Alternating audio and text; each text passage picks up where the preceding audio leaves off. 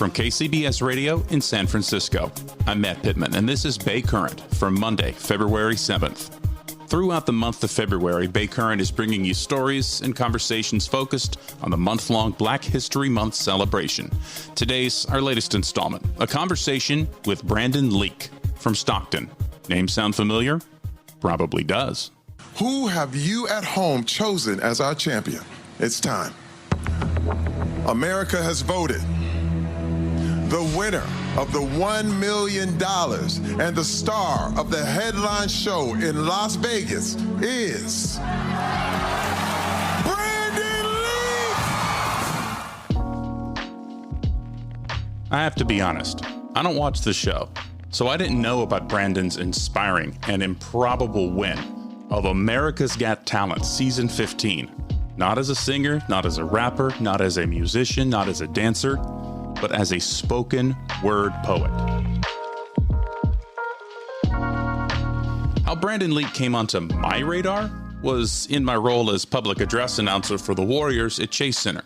The first time we ran a video commemorating the Warriors' 75 years in the NBA this year. This is the league's 75th year anniversary celebration, and the Dubs are one of just 3 franchises that have been around all 75 years. The New York Knicks and Boston Celtics are the others. Brandon wrote the feature, and the amazingly talented team with Warrior Studio put it together. And the final product, whoa. From broken peach baskets and wrinkled leather to packed out arenas and being immortalized in gold, this is a legacy 75 years in the making. From the Big Dipper to the Splash Brothers, our legends have literally created history. Like everyone else in the building, I was mesmerized. Serious goosebumps.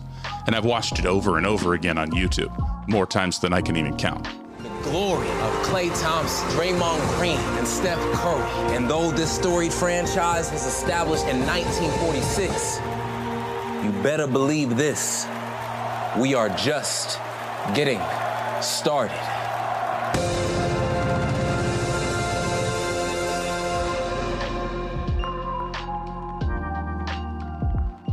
Recently, I had the distinct privilege of chatting with Brandon before a Warriors game at Chase Center on a night where the team was celebrating Black History Month, and he would perform later that night. I'm chatting with a champion over here, America's Got Talent winner, Season 15. So I've been looking forward to having this conversation for a while, ever since I saw the video for the first time that we played before the Warriors games here.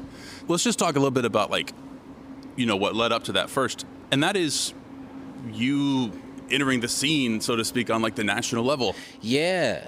So my whole introduction to just poetry generally was Girls Were Cute in middle school. Okay. So I wrote a poem for a girl that didn't go super well, and back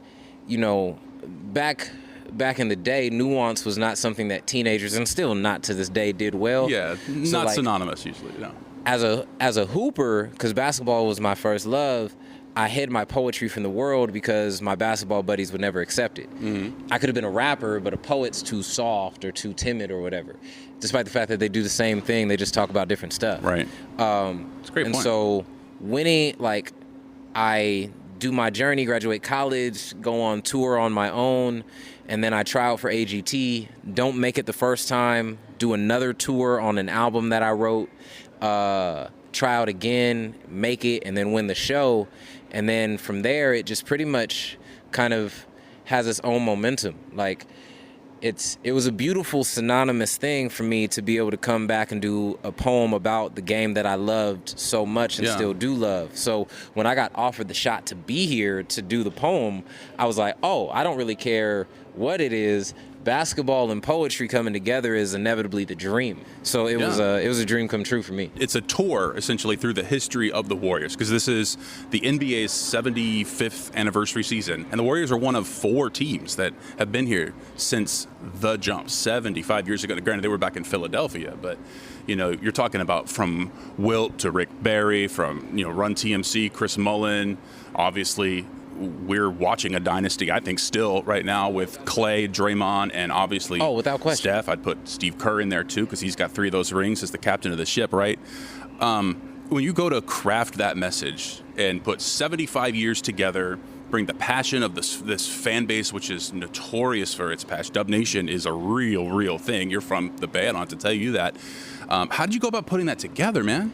So essentially the poem had to be like, I think 1.5 to 2 minutes.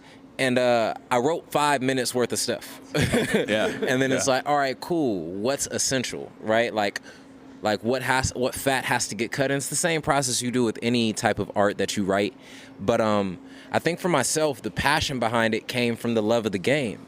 Like, as I mentioned before, I was not a historic Warriors fan. I became a fan of the Warriors when Steph got drafted because, funnily enough, I met Steph when he was at Davidson. Oh, no way. I met him at a camp in Los Angeles my junior year of high school, and he was at Davidson at the time, and it was like he was, I think, getting ready to get drafted or whatever. And when he got drafted to the Warriors, my teacher was like, my science teacher was like, we got the best guy in the draft.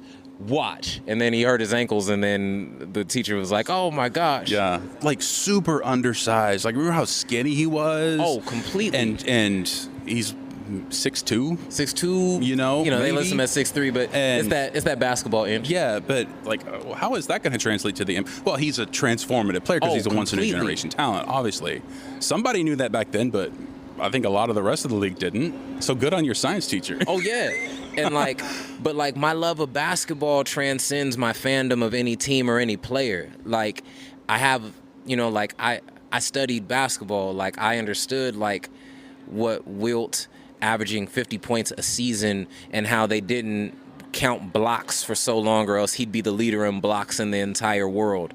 Like, I understood what it meant to have a guy like Rick Barry break a mold on free throw shooting, in which people were like, hey, yo, how does this work? Because, there's a lot of machismo when it comes to athletes just generally, and to go with some type of unconventional shot it's literally called a granny shot. Nobody's trying to do a granny shot. And then you see Run TMC and that type of a legacy that's brought. I was in high school during the We Believe Warriors time, and getting a chance to see Baron Davis bang out on Karolinko, getting the chance to Stack and Matt Barnes run through here, and also the not so great years where it was like, oh man, people look at the Warriors as a win on the record, and then getting the chance to see their resurgence to being like, man, this is a tough night anytime they walk into our arena. So encompassing that was not hard for me because I just love hoop. So you're here tonight as part of Beyond 28, which is the Black History Initiative for the Warriors. It actually started with Andre Iguodala several years ago in a press conference. He just mentioned, someone had asked him about Black History Month, and he's like, it's basically, I'm paraphrasing, it's like, basically it sucks we get the shortest month of the year, and that started a conversation within the organization about, we really should talk about Black history and have those conversations year-round. And this is, I think, the second or third year of the Beyond 28 campaign. But so the Warriors are celebrating Black History Month tonight and continuing that Beyond 28 campaign tonight. And you're here as part of that. What do you have in store out there? I have a poem entitled Black Boy Joy. It's, I think, probably one of the most radical things Black folks can do is live a joyful life in spite of all that we've suffered and all that we've gone through societally. And that concept of Beyond 28 is real. Like, my blackness doesn't end come March 1st. Neither does all that comes with it, both the positive and the negative. And I have an opportunity to live a joyful life because life is not what happens to you, it's what you do in response to it.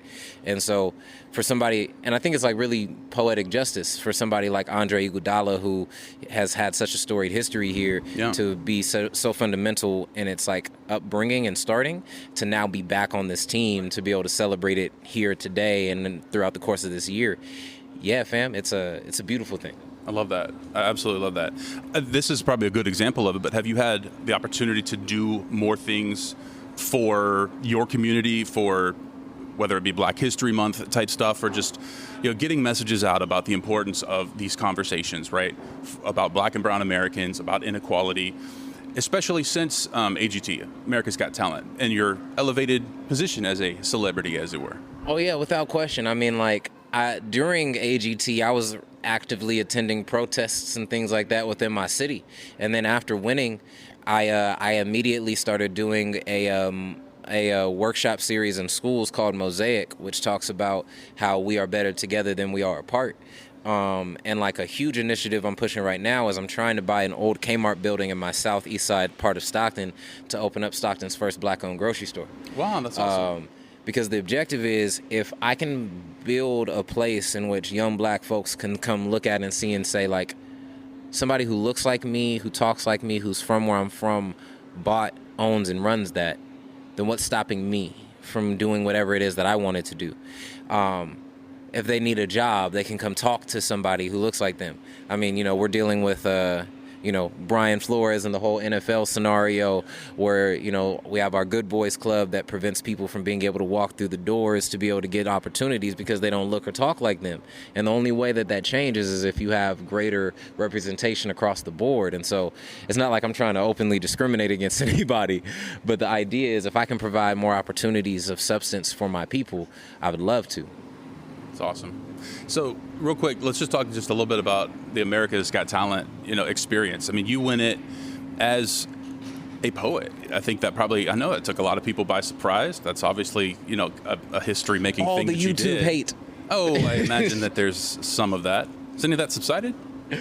No. That's unfortunate. No. That doesn't subside. No, it doesn't. And, hopefully, as you know, it just should be kind of water off a duck's back and off you go, right? You know what I mean? It's the reality is I'm blanking on his name, but a former senator, he passed away. I like being in good trouble. Oh, John Lewis. John Lewis. Yeah. I love being in good trouble. Yeah. The reality is, I offended people with what I said and what I did because it went against their normality. Their normality is against me. So it didn't matter if I offended them. The point was to comfort those who needed comfort and to offend those who needed to be offended. How'd you feel about that going into it? I mean, I don't think you go into it thinking, I'm just going to, do the thing. I mean, you obviously wanted to win, probably expected to win. Nope, but not at all. No, really? Nah, so like really? I showed up to the show and I was like, hey, there's no way a poet will win the first time they're ever on the show, but I'll groundbreak an opportunity for the next one. I see. So I'm like, cool. I'm about to kill it. I'm about to do my best. And I'll probably get through like the first 2 rounds. And then third round, I'll get a shot. And then it'll be like, all right, cool. He kind of went far enough. Let's move on. And then we'll go to our more conventional talent. And then the time that I really thought I got eliminated was after I did my poem Pookie, which is about my mom's fear of not having me around because there was long story short, I stopped at a gas station on my way home from college and a white dude pulled a gun on me and said, "You're not worth my bullets, nigger." And so, like I thought I was like, all right, cool. The main consuming people of this show are middle of America. They're not gonna rock with this poem, so I'm gonna get voted out. And when I survived that, I said, oh, I can win. I might have a shot. But going into it, I was like, okay, 2, maybe 3 poems. Wow, that's so fascinating to hear. I mean, did I think I could win? Yeah. I had the talent to win objectively, but it was just a matter of whether it's not a metric of whether or not you have the skill. It's a metric of whether or not people will vote for you. Like on a basketball court, my skill and my effort is a direct reflection on that scoreboard.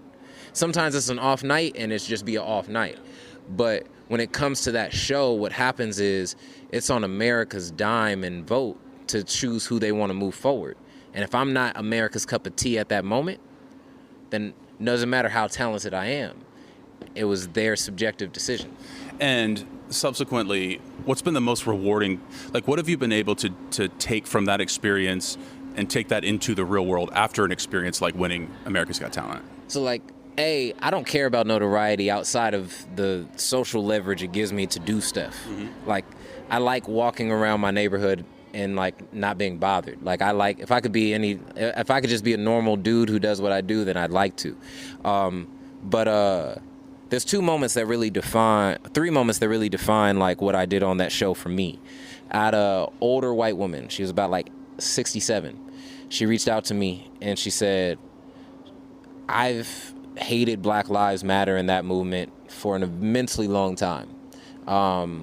I went to anti-Black Lives Matter rallies. I've screamed things that I'm not proud of. And hearing your poem about your mother changed me. Because if my son were to be taken that way, I'd go burn a city down too. So if nothing else, you changed this Wisconsin woman's heart. And that hit me. Wow. The second one was I had a young student who walked up to me and said, you know what I want to be when I get older? I was like, what? He was like, I want to be a poet. And growing up, I never wanted to be a poet. Right. I wanted to be a basketball player. Like, I didn't want to do none of that. And the idea that this young person can look at me and say, like, I want to share my story with the world, that changed my heart. And then the final one was I follow Christianity as my general religion. I had a young lady come up to me after my time on the show and tell me that she was contemplating suicide during the pandemic because my show was running during the pandemic. And she said, I don't know why, but I heard God's voice through you. Wow. And the day that I was going to commit suicide was the day that I heard the poem about your sister. And I'm still here because of you. So, like, those three moments, whether I won or lost, I won. That's incredible. So, yeah, I mean, like, that's it. Kind of at a loss for words. That's pretty spectacular. That's just 3 stories. Yeah. I'm sure the reach and the impact goes much further than that. And like, there'll be people who will never share it, who will never get the chance to share it. Right. But I walk on stage with one objective. If I can change one person's life, I did my job.